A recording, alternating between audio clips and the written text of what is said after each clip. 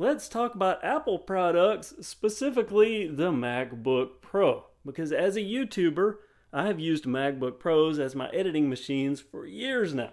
As a matter of fact, this was what I started out with. If you were one of the first few Kev Central subscribers, every early video you saw was edited on this 13-inch 2015 year model MacBook Pro, Intel-powered A1502. That's the last one, at least up until the new M series MacBook Pros.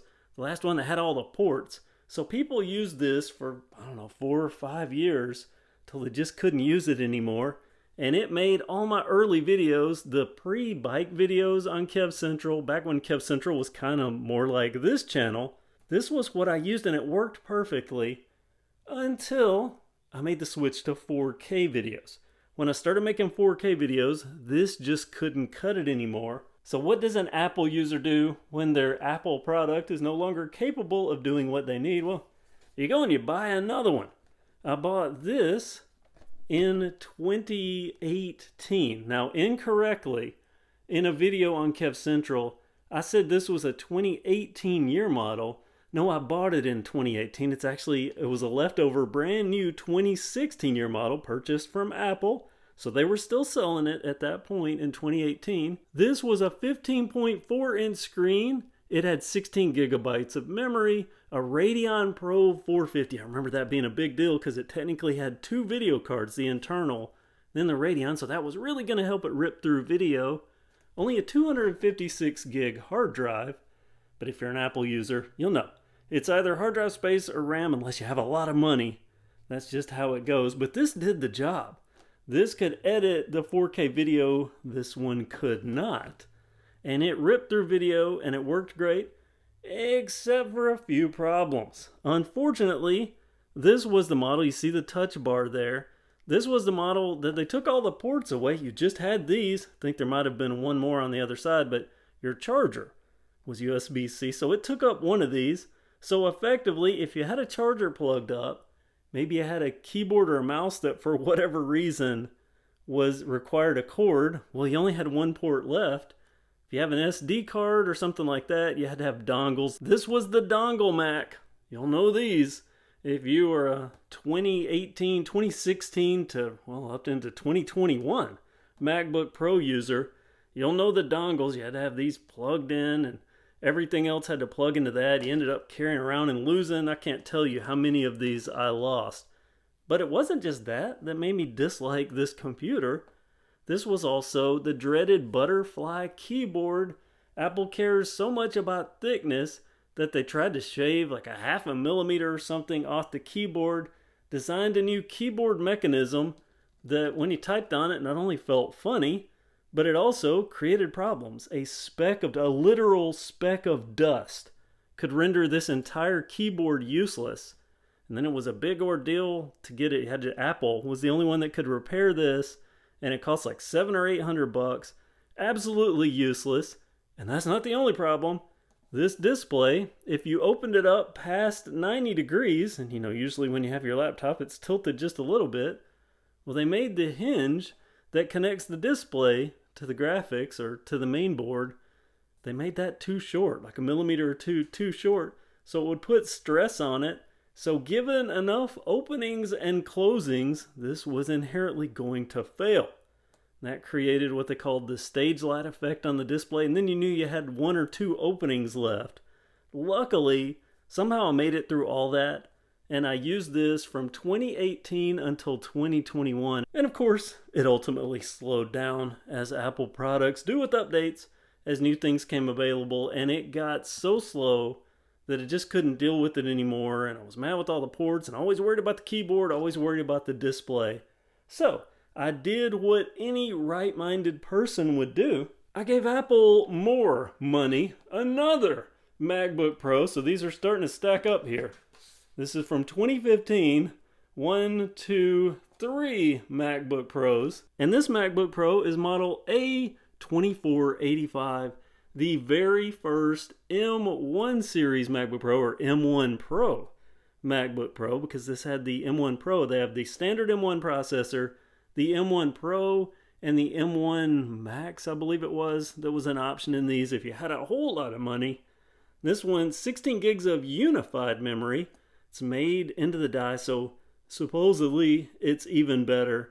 512 gigabyte SSD, so double what was in this one. And of course, this being the M1 Pro, it's a 10-core CPU, a 16-core GPU, all made by Apple. Supposed to be blazingly fast. Every YouTuber was raving about how this is just such a smoking machine.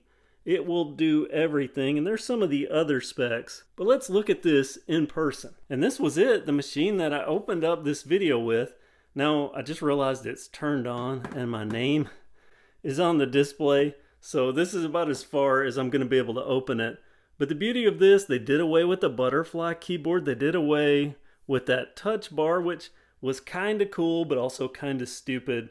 Really stupid that it took 3 clicks to mute or do the volume adjustment. Really stupid. But anyway, this MacBook Pro, I have absolutely detested since the second that I purchased, because everyone online raved about, and there are some good things. They brought their magnetic MagSafe charging system back. That was a big deal. Why they left this, I have no clue, but they brought it back. Mac lovers rejoiced. Thunderbolt 4 ports, there are 2 on this side. There's a headphone jack. There is an SD card slot. Such a big deal as a creator. Another Thunderbolt 4 port, an HDMI out. And this checked a lot of boxes, at least specs-wise and initial observation-wise. And according to just about every YouTuber, the M1 Pro is so fast. Smoking fast, toast, anything else. Not my experience. Not my experience with this. As a matter of fact, right out of the gate, I was complaining about this. I contacted Apple, I don't know how many times.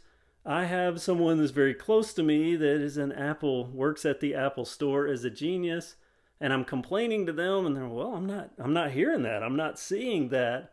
I actually had this filmed, and I was going to insert this into a larger video, but because, as I've mentioned, tornadoes, I'm filming on my phone with no internet.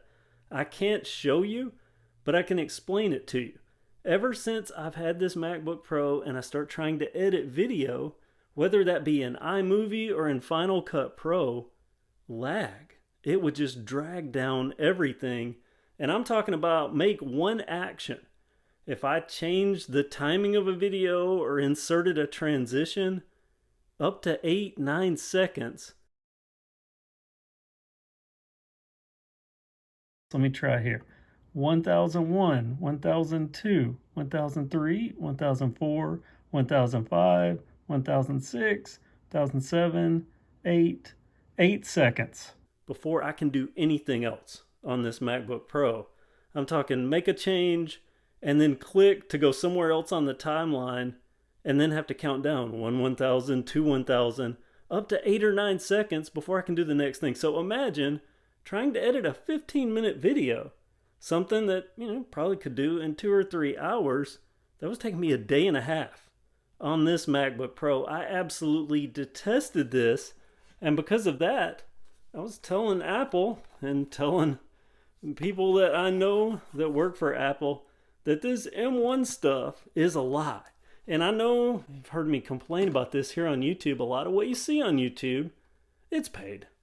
It's paid. There's some under the table works going on with a lot of what you see, but also there is some honesty. So I was really shocked that I wasn't seeing anyone complain about this or experience the issues that I was having. So what do I do now? I've got the M1 Pro Silicon. This is a late 2021 model that I bought as soon as they came out. It's now 2023, early 2023, but I mean, this came out late November, December, I believe, was when I received mine of 2021. So effectively 2022, a year later, what do? Well, I'm an Apple customer. I apparently love punishment because I bought another MacBook Pro. Inside this box is the Apple M2 series MacBook Pro, and not just any M2 series MacBook Pro. I bought the top of the end processor. This one cost me, I believe I paid $2,500 for this, $24.99.99. I paid $34 $99.99 for what is in this box. This is the A2780, and right away, you'll notice a couple of things different.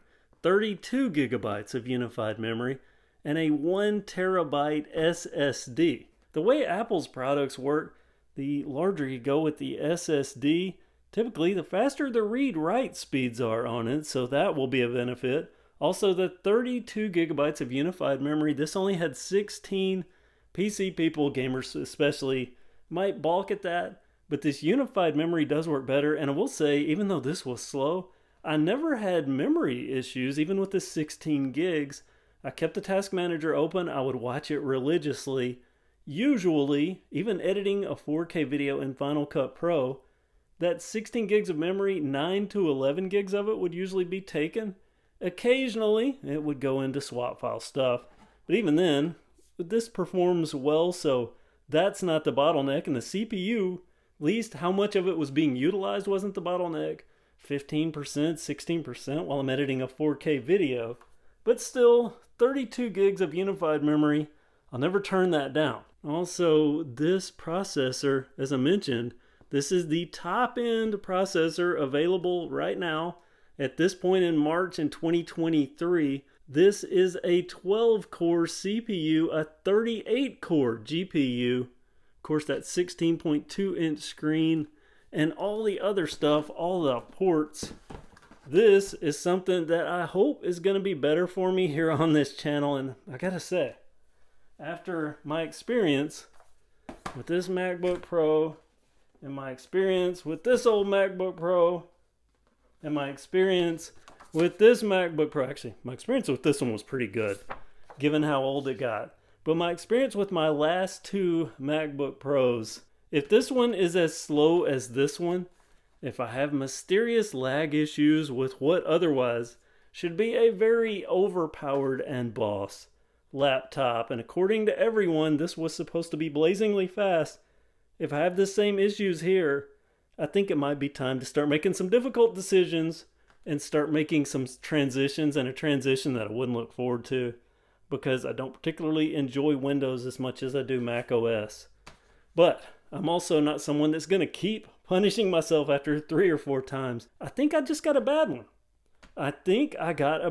And what I did that was my mistake, I bought this, as I told you, as soon as it came out, and I didn't open it until after Christmas. It was kind of the Christmas present to myself, and I opened it after the return period. Had I have known how bad this performed, which I did right out of the gate, I would have sent it back. So this one just arrived a few days ago. I'm going to open this. My return period, I think I have 10 more days.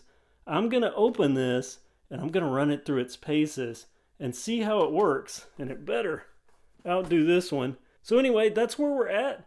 And that's kind of a glimpse at the new M2, what is this? The M2 Max CPU'd new MacBook Pro for 2023. And the story about my old MacBook Pro, and the story about the MacBook Pro before it, and the story about the MacBook Pro before it. Comment below if you have any input or any experience with Apple or with anything that I've just explained to you. Thank you so much for watching, well, whatever this channel name is going to end up being, because even that is in flux. But thanks so much. Hey, at least I have my house. We were really, really lucky, and if this is my biggest problem in life, I'm doing pretty good. Have a great day.